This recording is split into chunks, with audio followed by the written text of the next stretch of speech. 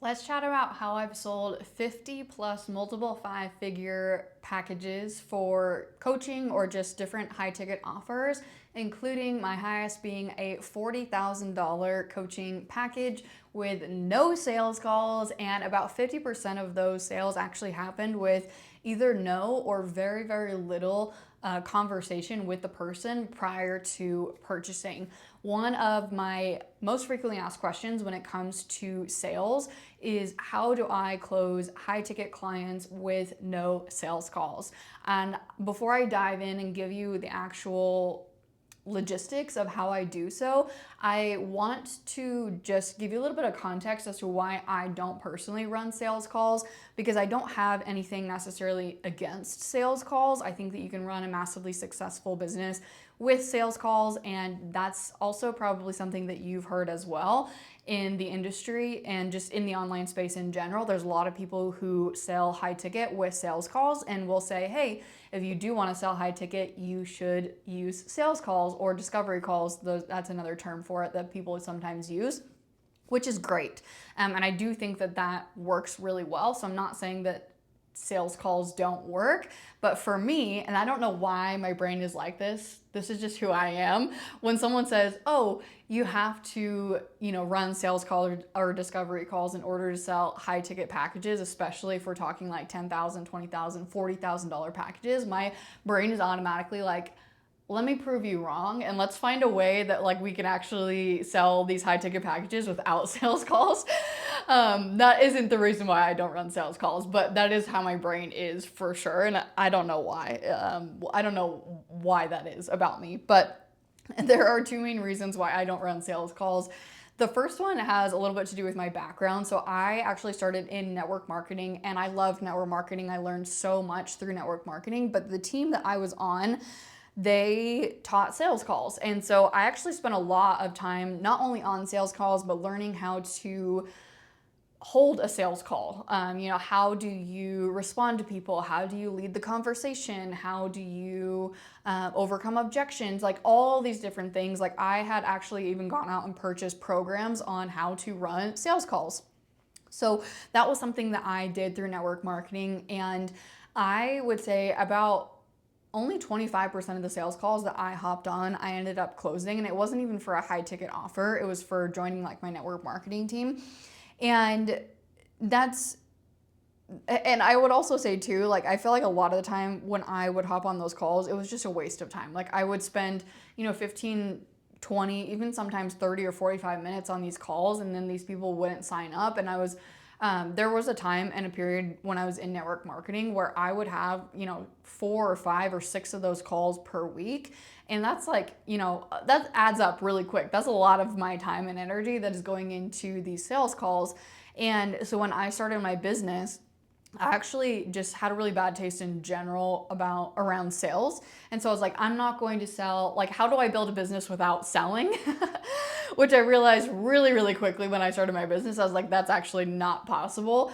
And I'm really grateful for sales now. I think it's the number one most important skill that you can have as a business owner. And I will say that even as an Instagram expert, with me, like, teaching content marketing and, building an email list and all these different things, like sales skills are the most important skills, period.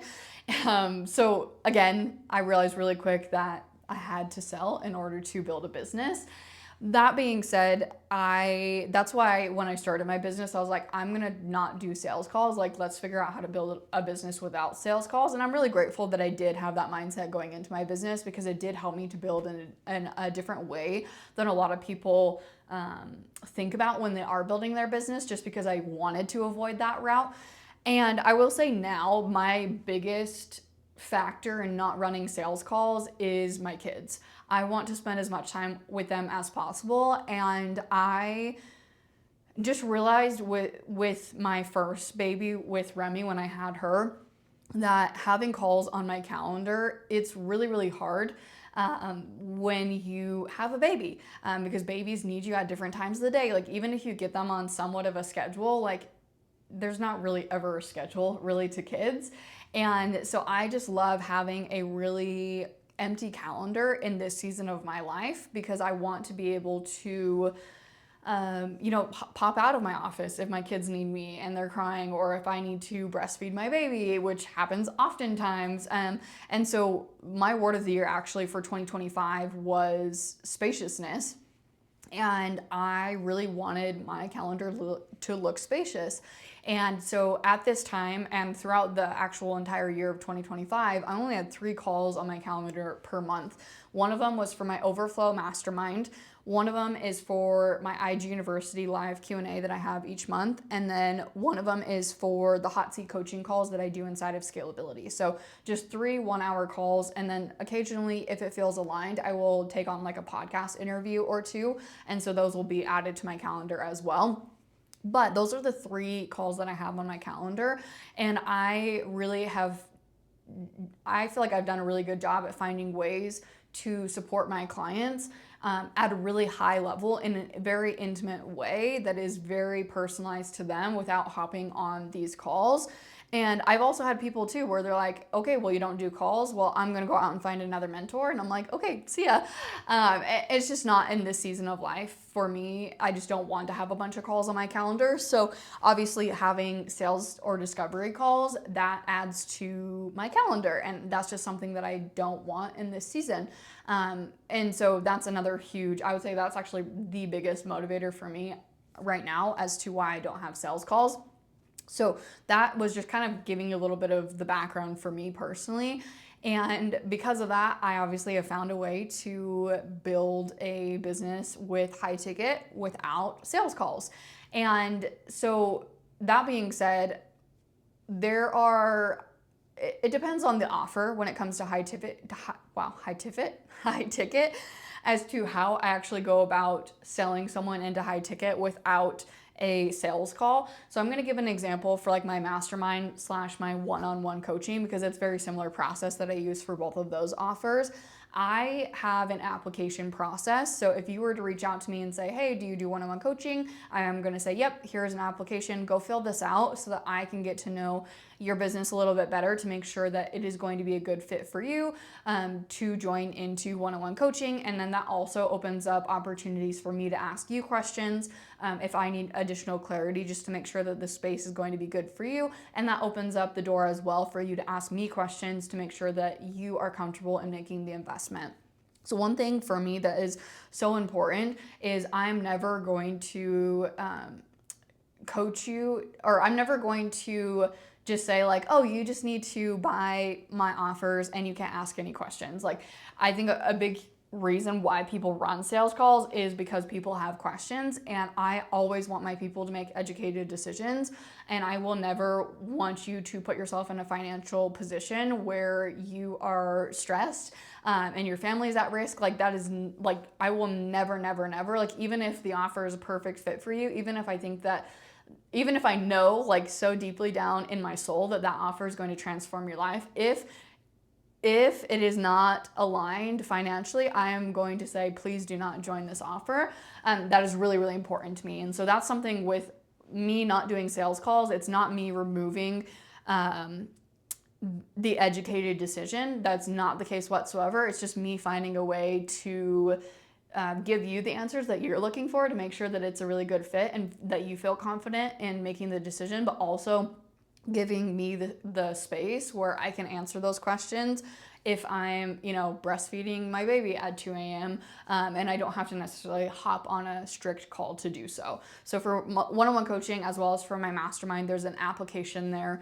And that application is extensive. I don't want to say extensive. I mean, it'll take you like 7 to 10 minutes to fill that out. And then usually from there, I will ask some type of follow-up question, or on the application as well, I leave a spot that says like, do you have questions? And then they can check the box if they have questions. And then I will email them and reach out to them and say, hey, I saw that you have additional questions. Go ahead and send those over, and then we'll email back and forth. I would say majority of the time, if someone is a good fit, we'll email back and forth. Well, if they're a good fit and they have questions, we'll email back and forth for, I don't know, maybe a few days, and then they will join into the offer. I do have many scenarios though where they fill out the application, I look through it, I look through all the things that they have submitted. So like I have them submit like their Instagram account, their offers, their website, some additional other information. If it's a good fit, I will just reach out to them if they don't have questions, and I will just send them the link to join. And I've had a lot of people who've joined just in that way. I would say for one-on-one coaching, about 50% of people join my one-on-one coaching that way without me even having a conversation like back and forth with them, which is really powerful and a testament to the other two things that I'm gonna share with you in just a second as to how I am able to close these clients without having a lot of conversations with them. But that being said, the application process is kind of what I use as a way to get around having sales calls where I'm able to still vet them and they're able to still ask questions. So that is that. And then scalability is another high ticket offer that I have. And for scalability, I actually don't have an application. I just have an extensive sales page that covers all the details. There's a bunch of testimonials on there, including like podcast testimonials, video testimonials, written testimonials. Like I have so many testimonials on there to help people feel more confident in that decision. But I do answer questions via direct messages and via email. I was actually just responding to someone just today via email. She had emailed me and she's like, hey, I'm looking into scalability. I looked over the sales page and she's like, I have these questions and I want to make sure it's a good fit for me and where I'm at. And so we've had a conversation now, gone back and forth over the last few days. And I just sent her another email answering a few more of her questions. And I have 17 people inside of scalability as of right now of me recording this. And 12 of those people, 12 out of the 17 of those people joined without even having any conversation with me, without even asking a single question. So again, kind of a common theme here as to like, not only am I closing high ticket without sales calls, but I'm also closing high ticket without a bunch of back and forth. Now, again, I'm not saying, please, for like, I hope that you hear me and you know my heart. I am not saying that I don't want people to ask questions. I'm not saying that I'm not answering questions. Please, I'm an open book always. I am always team, make an educated decision and do so in like a really good financial spot so that you're never going to be stressed financially and you're not putting your family at risk. Like, please make educated decisions. And if you have 50,000 questions, I will answer 50,000 questions. Like, I don't think that people asking questions makes them any less qualified for a high ticket offer. Some people just have questions and that is fantastic. And there are other people, depending on what buyer type they are as well, that definitely plays into that. If you're familiar with buyer types, maybe we actually need to do a podcast episode on that. I'm gonna like write down a note right now on buyer types. Maybe I'll do next week's podcast episode on buyer types. That's a really good conversation because if you are a different buyer type, like for example, I'm a driver buyer and oftentimes I don't ask questions. And so if you have a sales call, like if you make me hop on a sales call to purchase a high ticket offer from you, I will actually go and find someone else who doesn't have a sales call and just lets me buy directly. Because for me, when I'm ready to buy, I'm ready to buy. And I'll have done research in different ways. Like I'll have consumed that person's podcast, or I'll have been on their email list for a while, or maybe I've purchased another offer from them. Like for me, when I go into high ticket, I am just ready to buy. And I know that that's not the case for everyone. And that really comes down to what type of buyer type you are. And I think that that's another key piece of not just high ticket, but just in general when we're selling our offers, recognizing that there are different buyer types and there are going to be some people who are more hesitant and have more questions, and it doesn't make them any less qualified for your offer just because they have questions. So just want to really make that clear, really hit that on the head. Like, please do not take it away from this episode that, you know, if people ask questions that they're not qualified for your offer, or that if people are asking questions that it means that you're doing a bad job with something. That's not the case whatsoever, especially amongst high ticket. Like, I really encourage questions anyways, just to really make sure that it is a good fit. So that being said, let's get into like the actual nitty gritty of how is it actually possible that people join into my high ticket book coaching with me even months out in advance. Like for my coaching clients, like usually for one-on-one coaching right now, I only take 2 clients per year, and I book those clients out 3 to 6 months in advance. So like, how are people signing up for all of that? Let's talk about it. Now, This is not going to be anything that is like extremely mind-blowing, but also it is going to be mind-blowing at the same time, because I want you to think about this through the lens of specifically, what do my high ticket clients, like the not just any client for any offer, but like the high ticket client for this specific offer that you're trying to sell. Maybe that's a program for you. Maybe that's a mastermind. Maybe that is one-on-one coaching, whatever it is, like specifically thinking about that offer. What do my people need to hear? Where do they need to hear it from me in order to feel really comfortable in choosing me as their coach? Think about that, okay? That's how I want you to, the lens that I want you to listen to all the things that I'm about to say to you. So the first thing that is so extremely important is your content. Your content needs to act as almost like a vetting process for people before they ever get to an application, before they ever get to even hearing about your offer. Your content should help people to know if you are a good fit for them or not right off the bat. And I want you to look at your Instagram feed right now, or wherever that main platform is that you are creating content, and ask yourself, if my high ticket client landed on my Instagram account, or again, wherever that is for you, and they saw my content, the last 6 posts that I've posted, would they want to hire me and invest in my offer just based on these 6 pieces of content? Now, this is where we have to start thinking about, are people spending 4 figures, 5 figures on me if the content that I'm posting is tips and hacks and tutorials? I can't speak about your experience, but I can speak about my experience.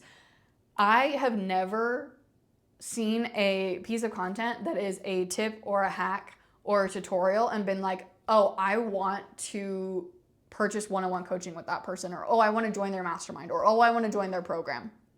People are not investing 4 figures, 5 figures after looking at a piece of content that is, here are 3 tips for XYZ. Here is a hack for this and this and this. Here is a tutorial for this and this and this. I'm not saying that educational content is bad. There is a time and a place for it. I call it growth content in my world. Growth content is so important because it's going to be the visibility driver in your business. It's going to bring people into your world. But once people are already in your world, you need to have conversion content. The content that actually takes them a step further into your world. It's going to shift their beliefs. It's going to position you as an authority. It's going to make it so clear as to why you are the perfect person for them versus every other person in your niche. And if you don't have that content, then that's why you're going to need sales calls, because your content isn't doing the heavy lifting for you. For me, my content, just from Instagram alone, I've booked probably 35 of my high ticket sales just from Instagram alone, no other platform, because of my content and the way that I position my content. It is unique. There is a storytelling aspect to it. There is shifting beliefs into there as well. And the way that I show up, it makes people want to invest in my offers. Now, to take this a level further, podcast. My podcast, and I actually created an episode on this, I don't know, maybe it was like 3 or 4 episodes prior to this one, where I talked about why I brought my podcast back. And it's because I realized all of my dreamiest of dream clients, these people that I'm working with in my intimate spaces, like my mastermind, like scalability, like my one-on-one coaching, they have all listened to my podcast. And why is that? It's because my podcast is a great qualifier for my high ticket offers. You get to listen to this podcast and you get to hear how I teach, how I coach, the mindset that I have, the things that I've been through, the wins, the failures, and I'm vulnerable in a way that most people are not vulnerable in any industry, in any business, in any place in their marketing. And that alone is why people are purchasing from me. Like, I had someone who just filled out an application for my Overflow Mastermind, which is my lowest option is $1,600 per month for that. Someone said that they stumbled into my world just a few weeks ago, found my podcast, have binged all my podcast episodes, and then she applied for the mastermind within a few weeks just because of my content. I've never had a conversation with her, not in DMs, not in email, and she applied for my mastermind because of my content. I'm guessing she probably found me from Instagram because that's my visibility platform. She found me posting about my podcast. She started listening to my podcast and she was converted from there. And so there's a few different layers here. Number one is on Instagram, you need to have your growth content. That's the visibility piece that drives people into your world. People need to find you. You have to have visibility. Then you need to also have conversion content. The conversion content is going to be what shifts people from just viewers or followers to actually wanting to take action and move through your world. Then you need to have some type of long format of content where people can get to know you on a more intimate level. Podcasting is a really great one. YouTube is also a really great one if you are more into a written format. Email is also great. I wouldn't say that it converts quite as well because people can't actually like hear you speaking and hear your voice. They can hear your voice through like the text, but they can't hear your voice if you're like picking up what I'm putting down. And so I think that, you know, if you're looking for a long form if you're looking for a long form platform specifically to be able to convert more high ticket clients without doing sales calls and without having so many, you know, conversations with people, podcast or YouTube are the place to be for sure, in my opinion. And obviously I love podcasts because that's where I am. You actually might be listening to this on YouTube though, because I'm starting to leverage YouTube a little bit more as well. But same concept applies there, right? Or they can hear your voice or they can see you. You might be watching me on YouTube right now.